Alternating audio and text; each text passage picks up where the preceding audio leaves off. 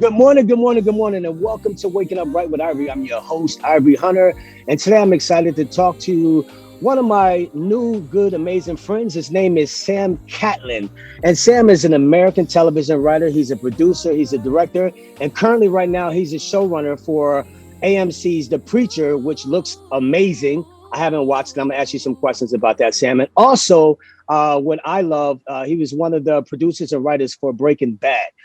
Please help me welcome my friend, Mr. Sam Catlin. What's up, Sam? I had to give you that NBA announcement like you I coming out here guess. starting guard. Happy How to you be feeling? here. Good Good, morning. man. Good morning. How you feeling today? You good? I'm good. I'm doing much better. I tell you, cracked a couple ribs, but now I'm on the mend. I Yeah, sneezed that's yesterday, which was a slight setback, but now I'm about 90%. how'd you crack your ribs again? Tell me again. I tell everybody. No. I You don't want to literally know. fell down the side of a mountain. Went on a hike with my wife, and I got sort of impatient with how I don't know. I just decided to run down a mountain and made an ass out of myself. And as my son said, what the first thing my son said to me when I told him that I had cracked two ribs is like, "You are now officially an old man." Oh wow, welcome to my world, man. I did the same thing falling down a mountain, trying to run down the mountain, impatient, trying to get down there and took a nasty spill. Yeah. It was nasty. All right, man. Before we jump into things, Sam, I want to ask you some quick facts, like some fun quick facts that I don't know that maybe some people who are listening don't know. So starting off, where are you from originally? I'm from a town north of Boston, about 20 miles north of Boston, Massachusetts. Awesome. So did you grow up Boston fan with everything? Oh yeah, Boston fan. Although I left Boston and moved to New York when I was 16, so I spent like 15 years in Massachusetts, then 15 years in New York, and then since then 20 years in In LA. LA. But Wow. I'm still a Boston fan. Still a Boston Celtics, Red Sox, Oh yeah, all of them. Okay. yeah. What? Let me ask you this. Did you play any sports? I know we talk about sports often. Did you play sports? I did. I was an athlete. I love to play a lot of sports. I played soccer, played baseball, I played basketball. I wasn't very good at basketball. I played lacrosse. Hmm. Um, I played tennis. Sort of, like real waspy sports. Competitively though in high school. Protestant. Yeah, but then I started doing drugs in high school, and then all that slipped away. So everything sort of, yeah. I had my midlife crisis when I was about 18 or 19 years old, and yeah, really got into drugs and alcohol a lot in my late teens, early 20s, and then thankfully I got sober when I was a young man, and when I was 23, so I've been sober a long time. Man, But that's that sort actually of eclipsed any sort of sports. yeah. But you guess what? It got you on track, focused quicker than it did a lot of people. You know what I mean? If you had to hit that crisis early and figure out life at that age, it definitely helped you get focused. And that leads me to my next question. When did you start writing? When did you know you wanted to write? Not so last time I moved to LA, I was an actor for a while. That's how I met Mm, my wife. I went to Tisch undergraduate in New York University, and then I went to the graduate school for acting mm, mm-hmm. at NYU. And that's what I wanted to be. I wanted to be an actor, and I did like some off Broadway and a lot of stage stuff in New York. I moved out to Okay. LA I met my wife doing a play. She was my In New, girlfriend. in New York. No, we were in Portland, Maine, doing a production, and but we were both living in New York at the time, but we just happened to both be cast in the show in Maine. And then we moved out to LA to be an actor, because like this is where, and I couldn't get anything. I couldn't get arrested. I was just, oh my God. It was bleak. I couldn't get a waiting job. It took me 3 months to get a job waiting tables Wow. in LA because everybody likes those. I don't know if this is it, but everybody likes that sort of flexible temper. Everybody wants that kind of work because that's the work Mm-hmm. in LA. And so then I just sort of kind of fell into writing just as to something to do, and was writing these one act plays and but my heart was all about like, I'm going to be an actor, but in the meantime, and in between time, I'm doing these things and it's fun. And then like, and I still wasn't really getting any love as an actor. And somebody came to see these one act plays and like, hey, we should turn it into a movie. And then it got made into an independent movie. And then this is over years now. Mm-hmm. Got an agent, and then and then I sort of found my way into television at like just the right time, just the right time, just when television, well, right in the middle of when television was getting really interesting, and 2008 and stuff like that, and Sopranos and all that stuff, and then I just happened to get on the show, Breaking Bad. What was the first show? Breaking Bad was your first show? No, the first show I did two shows that were very short-lived, two network shows. One was a show called Kidnapped on NBC, Mm-hmm. and with Delroy Lindo and Timothy Hutton. That didn't last. And then I did another show called Canterbury's Law, which had that Juliana Margulies. Okay. Which was like a law show, and that didn't last. There was like a strike around then. And then, I had written sort of other little spec scripts. And then somehow off of those, I got a job on Breaking Bad for starting in season 2. Yeah, that show was amazing. I know people probably asking you about that a lot. I know that you're on to something new with The Preacher, but how was that experience with Breaking Bad for you? Like that show was, I'm not a big TV person, like watch a lot of shows, but because I hate getting hooked because I want to create and do things. And so if I'm sitting down there watching, I feel like it just takes me away from my reality. And Breaking Bad just locked me right from the beginning. And it looks like I'm afraid to watch Preacher because I feel like Preacher is going to do the same thing by watching that trailer, man. It looks amazing. Thanks. Yeah. They're pretty different. I mean, Breaking Bad, I mean, the answer to your question was it was a great job. I was in the right place at the right time, and I got to work with Vince and all these incredible writers. And, I mean, at the beginning, it wasn't really a hit. It wasn't a phenomenon or anything like that. No one was really watching the show for the first, I don't know, maybe 3 seasons. Wow, really? No, it wasn't really until it started streaming on Netflix for the last couple of seasons that it was this sort of show that people like, oh yeah, I hear it's good, and haven't seen it. But obviously by the end that changed. And I mean, I learned so much working on that show and producing and with Vince. It was great. Unbelievable. Mm-hmm. Paid for my house. What can I say? Yeah, it was a great, it was a great experience. Yeah. And when from Breaking Bad, did you jump right into Preacher? No, I did sort of a soul-killing network job that I won't say. People look me up on IMDb; they'll be able to figure it out. Yeah. But it was like, hey, okay. Yeah, you would have to talk was about actually that, right? It was great people. It just was one of those things that, was trying to be too many things to too many different people. But and then I got this job running Preacher, which has been over now for a year. So we did 4 seasons of that, and that was, which was very different. It's based on a graphic novel, which I hadn't heard of, but Seth and Seth Rogen and Evan Goldberg, that was their favorite comic, and they were big fans of Breaking Bad, so they brought it to me, and It was great. I mean, it was a very different show. It is a very different show than Breaking Bad. It's crazy. But both kind of dark, right? It seemed to look like just the trailer. I only saw the one trailer, so maybe I can't really say that it's dark. But that one trailer looked like it could be a little dark. Yeah. Yeah. I mean, Breaking Bad is like every moment is sort of naturalistic, organic, and psychological. And Preacher is sort of a dark romp across the universe type of thing. Okay. But that was a great experience. I'd never run a show before, so that was, stressful and rewarding. And Seth and Evan they're great guys, and That's awesome.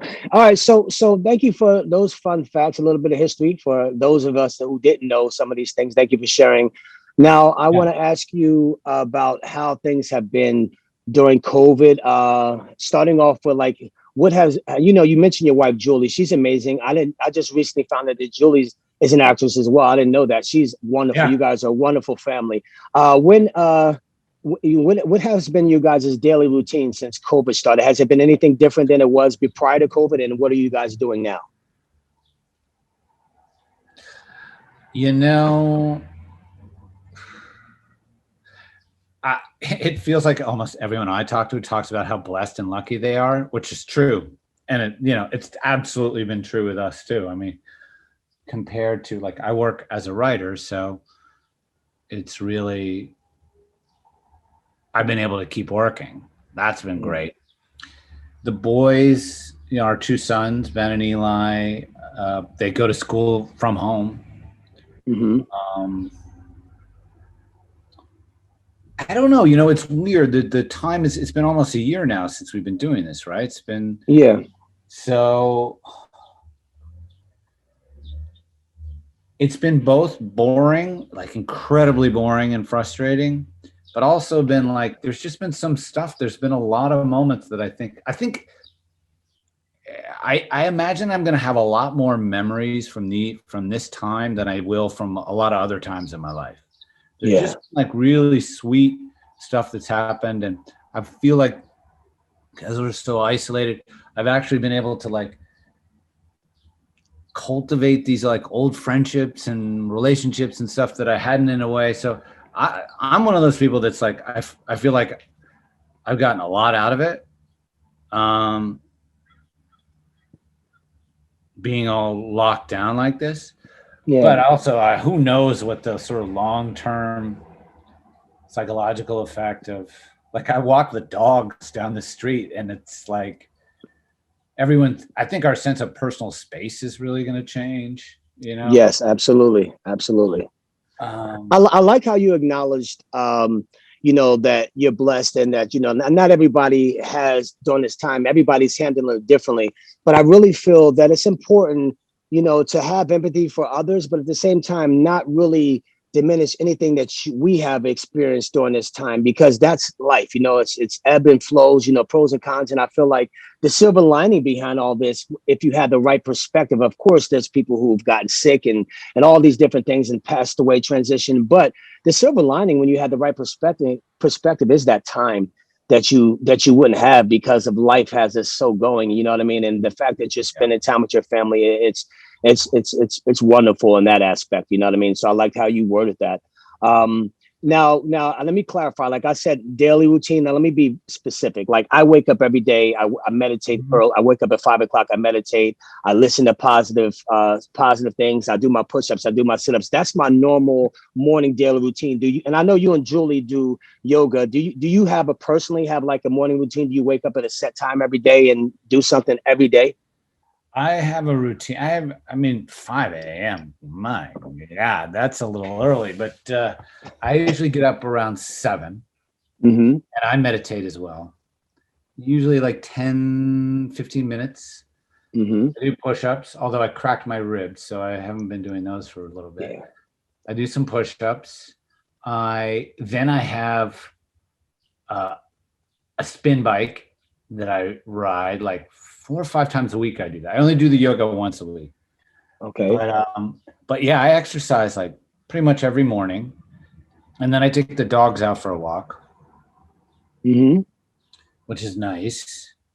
Listen to my little whatever podcasts and walk the dogs. Then I come back, I have breakfast, and then I like read the paper and like don't talk to me. I'm like in my little thing. And then I'll make coffee and then I'll go upstairs and go to work. Now, for me, going to work in terms of writing, the first like 45 minutes of going to work is procrastinating. Mm-hmm. You know what I mean? Like, oh, what's Mm-hmm. on Huffington Post? What is this? Oh, look, there's this cute TikTok thing I'm going to share with my family, about a dog that's like won't come in out of the snowstorm. And then once I've sort of exhausted all of my procrastination, websites or phone calls or whatever, then emails, and then I'll work. All right. Now, Right. why do you think it to you? Why is it so important for you to have a normal morning daily routine?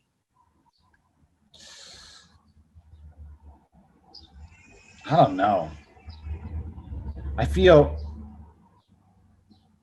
I don't know. I also think it's like part of getting older too, right? We get, as they say, more set in our ways. I'm literally like, if I'm sitting at the table with my little cereal, like I'll have my Cheerios and my Mm-hmm. reading the newspaper, I just really don't want anyone to talk to me. You know, it's like I'm an old man. Hey, that's nothing wrong. I feel you. I No, feel you. this is like my like 18 minutes here. It's just, and it's such a routine, and it's so, I don't know. Sometimes I worry about how that it's too rigid. Like I don't know, but I love it. I love my routine.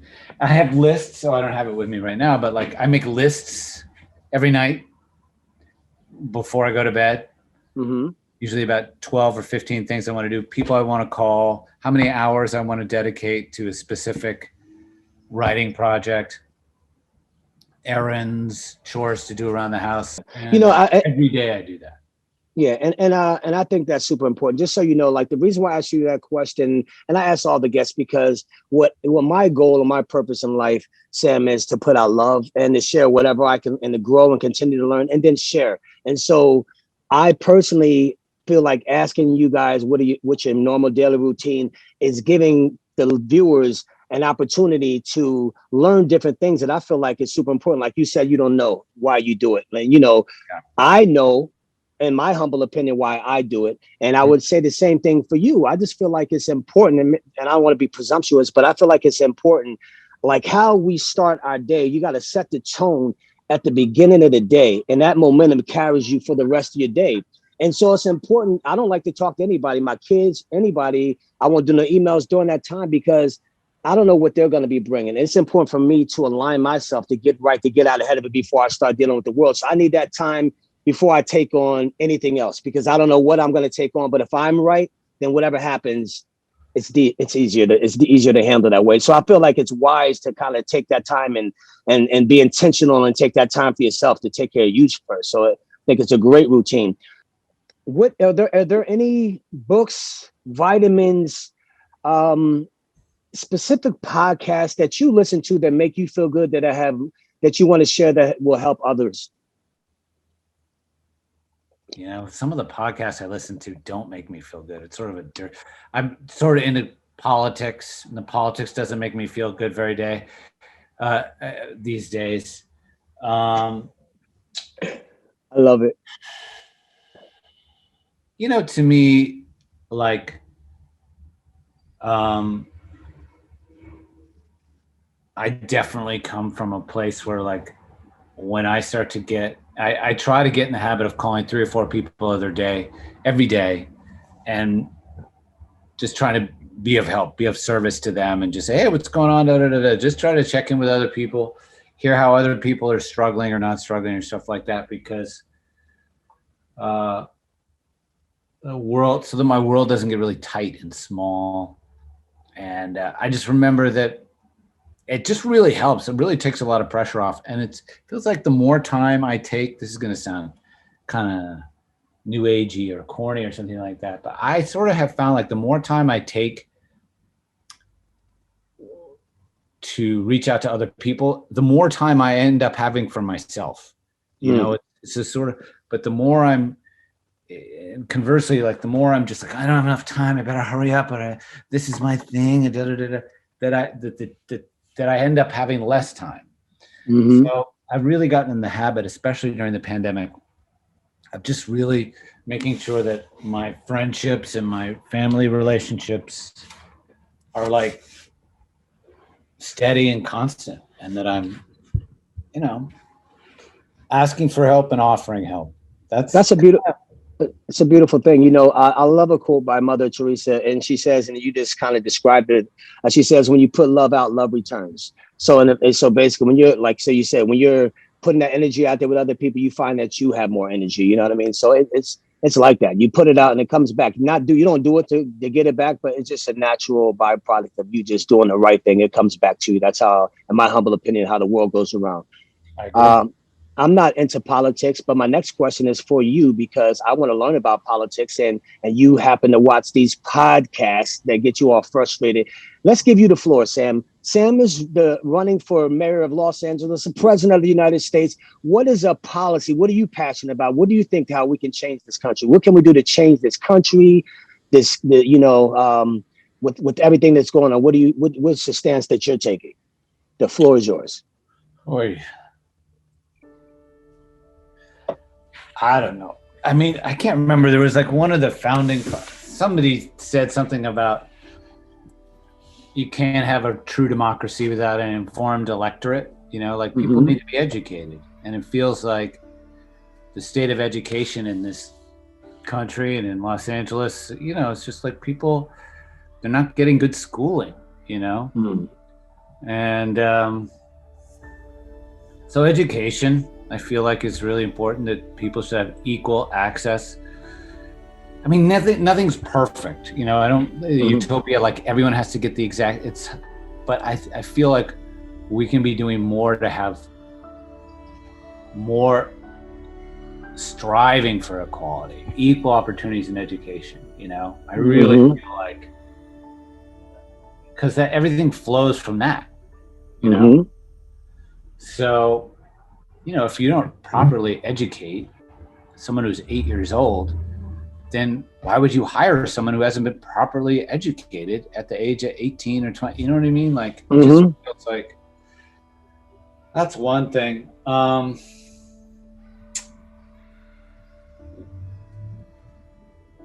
don't know.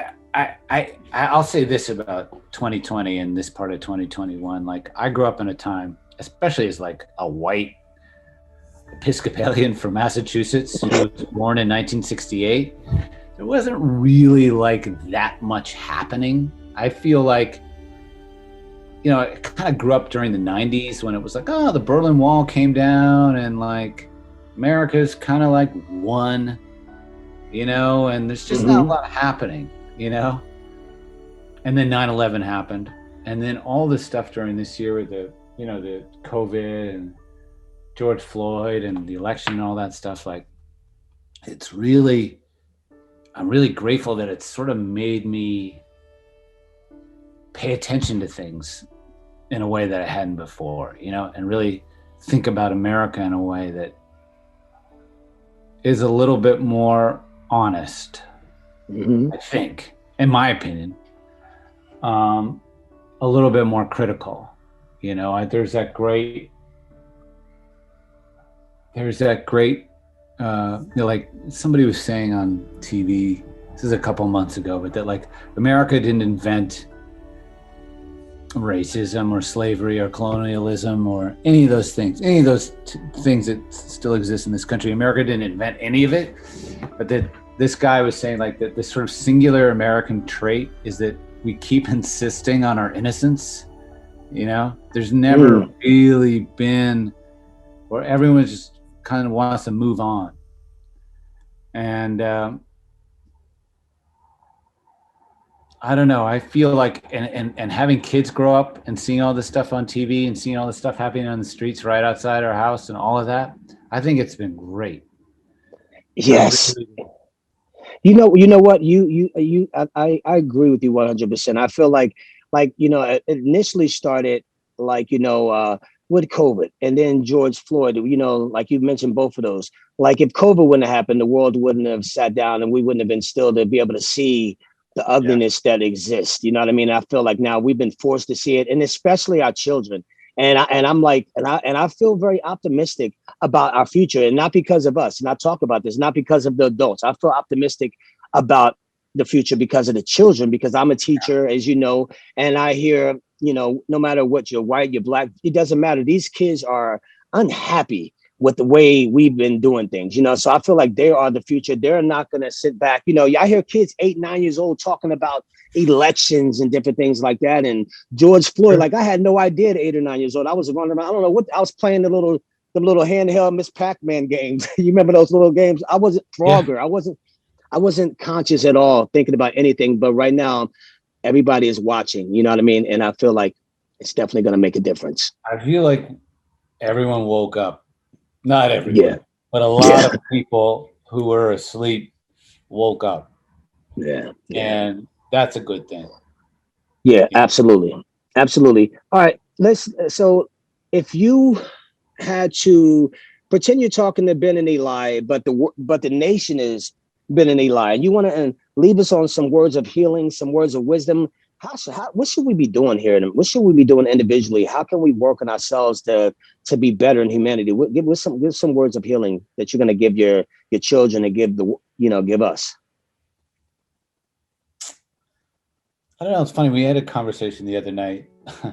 There's another gift of this year is that like we've actually had these like family conversations that are more extended than they would normally would be. But we were talking about religion, and my wife is Jewish, and I'm Christian background. We're not particularly religious, but my son, my oldest, who's 16, is like he's at that age now, and maybe he'll outgrow it, maybe he won't. But like, there is no God, da da da da, and we started just talking about what's the story you want to tell yourself about the world you live in.